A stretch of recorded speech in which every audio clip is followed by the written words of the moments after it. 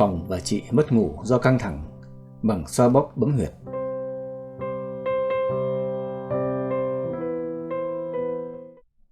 Chào bạn. Mất ngủ mặc dù có thể bị gây nên bởi nhiều nguyên nhân, nhưng trong số những người thường xuyên bị mất ngủ thì có rất nhiều trường hợp có những nguyên nhân liên quan đến các vấn đề về tâm lý, tinh thần. Đây là một tình trạng sức khỏe hết sức tồi tệ nếu xảy ra với mỗi người chúng ta. Nó khiến chúng ta rất khó đi vào giấc ngủ, khó có một giấc ngủ sâu và dài, hay bị thức giấc thường xuyên trong đêm và thường xuyên bị thức dậy quá sớm mặc dù suốt đêm đã không thể ngủ ngon.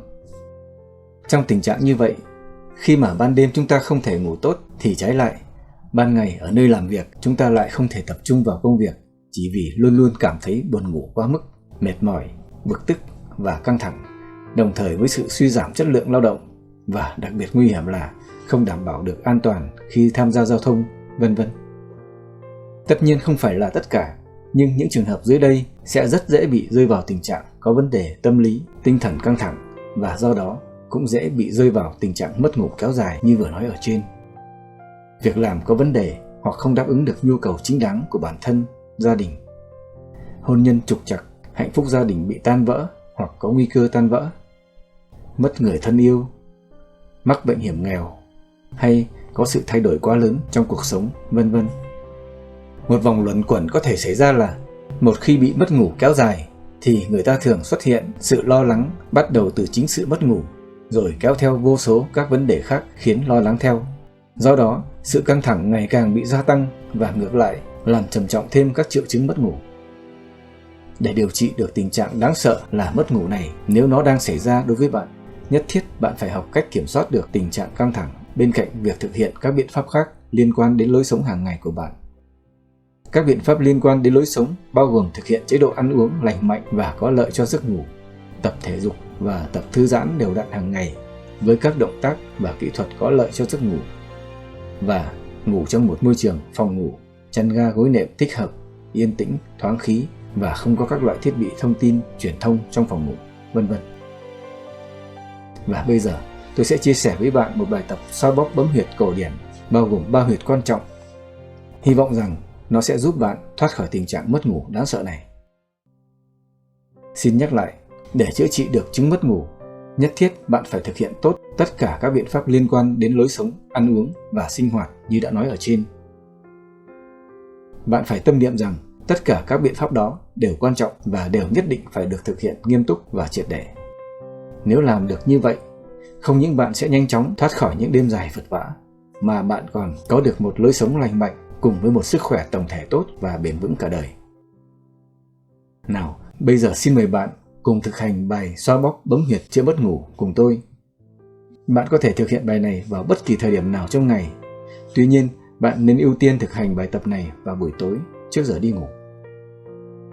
Như trên tôi vừa nói, đây là một bài tập xoa bóp và bấm huyệt cổ điển, sử dụng một bộ 3 huyệt kinh điển, trong đó có 2 huyệt thuộc kinh tâm là huyệt thiếu hải và huyệt thần môn, và một huyệt thuộc kinh tâm bào là huyệt nội quan.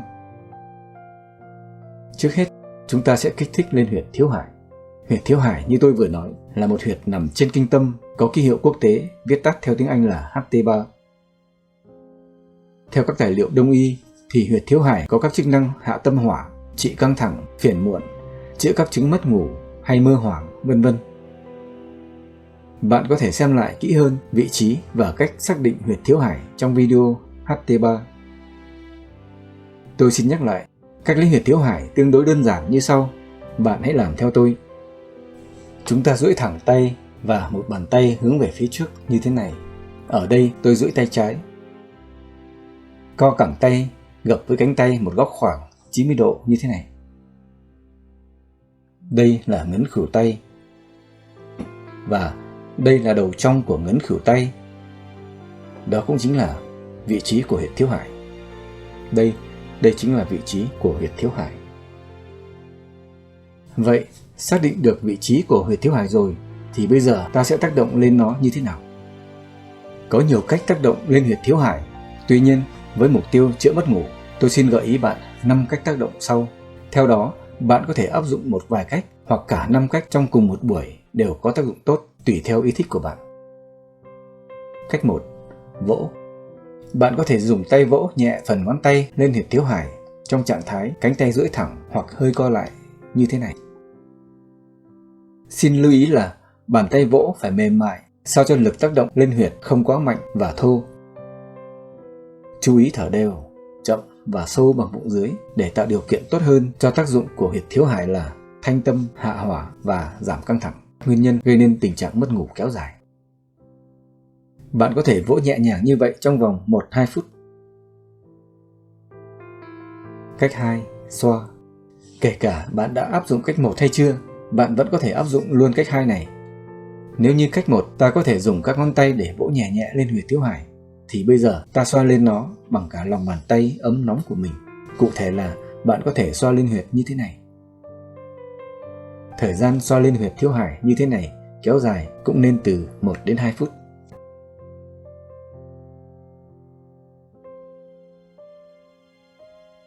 Cách 3. Bấm sâu. Ở các kỹ thuật vỗ và xoa nói trên, không cần phải xác định được thật chính xác vị trí của huyệt cần tác động, vẫn có thể có tác dụng tốt. Tuy nhiên, khi áp dụng các kỹ thuật bấm huyệt nói chung thì nhất thiết bạn cần phải bấm chính xác huyệt thì mới có hiệu quả.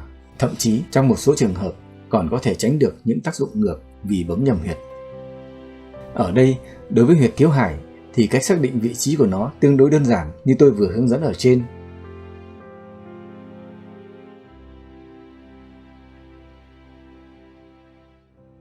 Nếu bạn muốn, bạn có thể lấy bút đánh dấu lên để dễ nhớ và nhớ lâu cho mình. Để bấm sâu vào huyệt thiếu hải để thanh tâm, hạ hỏa và chữa mất ngủ, bạn có thể dùng đầu ngón tay của tay kia bấm trực tiếp vào huyệt như thế này. Các ngón tay khác ôm phần đối diện của khuỷu tay để tăng cường lực bấm.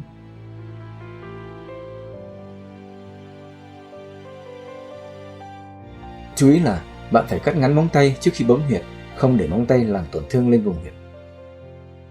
Bạn hãy bấm từ từ với lực bấm mạnh dần, mạnh tới ngưỡng chịu đau của bạn thì dừng lại ở mức độ đó. Duy trì lực ép lên huyệt như vậy một cách liên tục trong khoảng 10-15 giây rồi thả tay ra. Sau đó, chúng ta thực hiện ngay kỹ thuật tiếp theo, đó là day lên huyệt. Bạn hãy tiếp tục sử dụng đầu ngón tay cái này day nhẹ nhàng lên huyệt theo vòng tròn, thuận chiều hay ngược chiều kim đồng hồ, tùy ý bạn, với thời gian cũng khoảng 10-15 giây. Sau đó, lại tiếp tục bấm sâu từ 10-15 giây, rồi lại day huyệt cũng 10-15 giây, vân vân.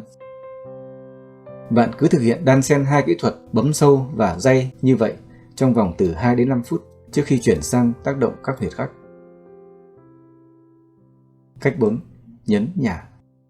Với cách này, cũng với đầu ngón tay cái như cách làm trên, tuy nhiên thay vì bấm sâu vào huyệt và duy trì lực ép vào huyệt liên tục trong thời gian 10-15 giây, thì ở đây chúng ta sẽ bấm vào huyệt, tuy cũng bấm sâu và bấm mạnh đến mức gây đau trong khả năng chịu đựng của bạn, nhưng chúng ta sẽ bấm nhanh và thả tay ra cũng nhanh như thế này. Bạn có thể thực hiện kỹ thuật bấm huyệt, nhấn nhả như thế này trong thời gian tùy thích mỗi khi bạn muốn. Và cách 5. Day. Đây chính là kỹ thuật day huyệt như tôi vừa nói ở trên. Tức là ta day lên huyệt thiếu hải bằng đầu ngón tay theo vòng tròn, thuận hoặc ngược chiều kim đồng hồ. Trong một buổi tập, bạn có thể tác động lên huyệt bằng tất cả các cách như vỗ, xoa, bấm hay day. Để thực hiện cách thứ 5 này, chúng ta có thể vẫn tiếp tục sử dụng đầu ngón tay cái nói trên, chuyển từ trạng thái bấm sâu sang động tác day nhẹ nhàng lên huyệt theo vòng tròn, thuận chiều hay ngược chiều kim đồng hồ, tùy ý bạn. Thời gian day nhẹ nhàng lên huyệt như vậy từ 1-3 phút hoặc lâu hơn nếu bạn muốn.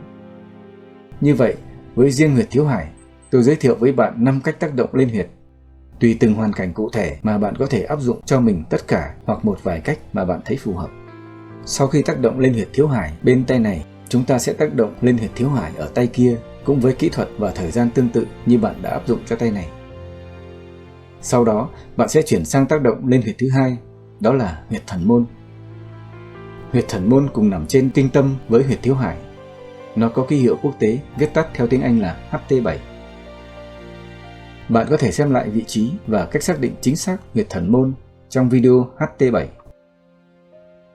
Huyệt thần môn cũng theo các tài liệu y học phương Đông có tác dụng chấn kinh, an thần và thường được chỉ định chữa các chứng bệnh liên quan đến tim mạch và hệ thần kinh. Trên thực tế, huyệt thần môn đã được sử dụng chữa trị rất có hiệu quả các chứng khó ngủ, mất ngủ, mơ hoảng, dễ thức giấc hay quên, lú lẫn, thần kinh căng thẳng, suy nhược, vân vân. Vậy, để điều trị chứng mất ngủ mà gây nên bởi tình trạng căng thẳng thần kinh được đề cập hôm nay, chúng ta sẽ tác động lên huyệt thần môn như thế nào? Thực ra thì, đối với huyệt thần môn cũng như đại đa số các huyệt khác, nhất là các huyệt nằm xa hệ thần kinh trung ương, thì chúng ta hoàn toàn có thể áp dụng tất cả 5 cách mà tôi vừa nêu ra đối với huyệt thiếu hải nói trên như vỗ, xoa, bấm sâu, bấm nhấn nhả hay day lên huyệt, đều có thể cho kết quả chữa bệnh tốt. Tuy nhiên, đối với huyệt thần môn và đối với chứng mất ngủ liên quan với các tình trạng tâm hỏa, căng thẳng thần kinh kéo dài, vân vân, thì bạn nên sử dụng các kỹ thuật bấm mà tốt nhất là cách bấm sâu xen kẽ với kỹ thuật day lên huyệt. Cụ thể, bạn hãy chú ý quan sát và làm theo tôi. Trước hết, chúng ta phải xác định đúng vị trí huyệt thần môn. Đây là làn ngang chỉ cổ tay của tôi. Ta chia làn ngang này thành 3 đoạn bằng nhau. Huyệt thần môn nằm ở chính vị trí 1/3 của làn chỉ cổ tay này về phía ngón út. Để bấm lên huyệt thần môn, tốt nhất là chúng ta bấm bằng đầu ngón tay cái. Bạn hãy chú ý, ta có thể bấm với thế tay như thế này, hoặc như thế này đều được, tùy ý bạn. Lực bấm phải mạnh, đủ gây đau, và bạn hãy bấm đau trong ngưỡng chịu đựng của bạn. Ta duy trì lực bấm mạnh như vậy trong thời gian từ 5 đến 15 giây, tùy ý bạn. Sau đó, chuyển ngay sang kỹ thuật day lên huyệt thần môn cũng chính bằng đầu ngón tay cái đó. Thời gian day huyệt như vậy khoảng từ 10 đến 15 giây, rồi bạn lại lặp lại chu kỳ bấm day như trên trong thời gian khoảng 2 đến 5 phút trước khi chuyển sang tác động lên huyệt thần môn của tay còn lại, cũng với các kỹ thuật và thời gian tác động tương tự. Và sau khi đã tác động lên hai huyệt của kinh tâm là huyệt thiếu hải và huyệt thần môn nói trên, chúng ta sẽ chuyển sang tác động lên huyệt thứ 3, đó là huyệt nội quan. Huyệt nội quan nằm trên kinh thủ quyết âm tâm bào, viết tắt theo tiếng Anh là PC6. Bạn có thể xem lại vị trí và cách xác định chính xác huyệt nội quan trong video PC6. Cũng theo các tài liệu y học phương Đông, huyệt nội quan có khả năng trị các chứng bệnh có nguyên nhân khí huyết không điều hòa, chẳng hạn như phiền muộn, đau tim, huyết áp không ổn định, vân vân, trực tiếp hoặc gián tiếp gây nên các tình trạng mất ngủ kéo dài. Tôi xin nhắc lại cách lấy huyệt nội quan, mời bạn quan sát. Đây là khe giữa hai cơ gan tay lớn và bé. Huyệt nội quan nằm ở trong khe của hai đường gân cơ này. Còn đây là lằn chỉ cổ tay. Từ lằn chỉ cổ tay này, ta đo lên 2 thốn, tức bằng 2 lần chiều rộng của ngón tay cái mỗi người. Như vậy, vị trí của huyệt nội quan là ở chỗ này. Thế thì, đối với việc chữa trị các chứng mất ngủ như mục tiêu chữa bệnh hôm nay, thì chúng ta sẽ tác động lên huyệt nội quan như thế nào? Tôi sẽ thực hành cùng bạn trên huyệt nội quan của tay trái của tôi. Tất nhiên là có rất nhiều cách tác động có hiệu quả lên huyệt nội quan như bấm, day, vỗ hay xoa đều tốt. Tuy nhiên ở đây, bạn nên sử dụng kỹ thuật bấm sâu và day kết hợp. Cụ thể, chúng ta sẽ dùng đầu ngón tay cái để bấm sâu vào huyệt nội quan như thế này. Ta bấm bằng đầu ngón tay cái. Các ngón tay còn lại sẽ bám phía sau cổ tay để hỗ trợ. Lực bấm mạnh, đủ gây đau trong giới hạn chịu đau của bạn. Thời gian bấm sâu như vậy cũng trong vòng từ 5 đến 15 giây tùy ý bạn. Sau đó, ngay lập tức ta chuyển sang day lên huyệt, cũng với kỹ thuật day xoay tròn, thuận chiều hoặc ngược chiều kim đồng hồ như ta vừa thực hành ở trên.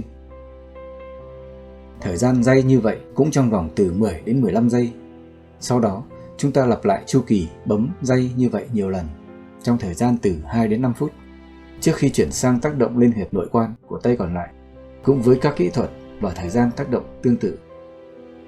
Cuối cùng, bạn có thể dùng tay nọ xoa bóp lên tay kia như thế này trong vài phút. Tiếp tục thả lỏng cơ thể, cố gắng tìm các lý do tích cực, nghĩ về những điều tích cực và tốt đẹp, tự mỉm cười với những giấc ngủ ngon đang chờ đón bạn. Ngoài ra, khi đã lên giường đi ngủ, nếu bạn muốn, bạn có thể thực hiện thêm việc xoa nhẹ nhàng lên hai huyệt an nguyên nằm ở phía sau tai như thế này. Bản thân tôi rất hay áp dụng bài này từ rất lâu và tôi thấy nó rất hiệu quả. Nội dung bài tập này tôi đã hướng dẫn chi tiết trong bài Acupress V3. Để bạn tiện theo dõi, tôi cũng để đường link của nó ở trong phần miêu tả của video, mời bạn tham khảo thêm.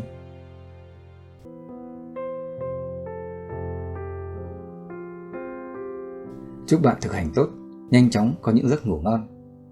Tạm biệt và hẹn gặp lại.